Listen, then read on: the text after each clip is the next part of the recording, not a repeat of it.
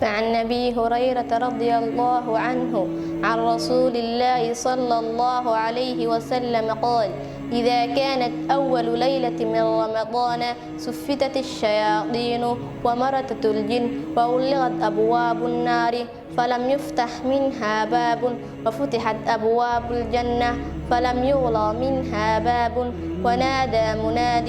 يا باغي الخير أقبل ويا باغي الشر أقصر ولله عتقاء من النار وذلك في كل ليلة. رواه ابن ماجه. نبي وحده صلى الله عليه وسلم habeenka ugu horeeya ee Ramadaanka waxaa la xirayaa shayaadiinta iyo jinniga kuwooda madaxa adag waxaana la xirayaa dhammaan albaabaha naarta waxaana la furayaa dhammaan albaabaha jannada mid dhawaaqa ayaa oranay midka khayrka doonaya oo soo qaabil uu ka faa'iideysto bisha Ramadaan midka sharta doonaya oo ka gaabso xumaan bil xumaan la sameeyo ma ahani allana wuxuu naarta ka xoreeyaa habeen kasta qaar ka mid ah adoomadiisa.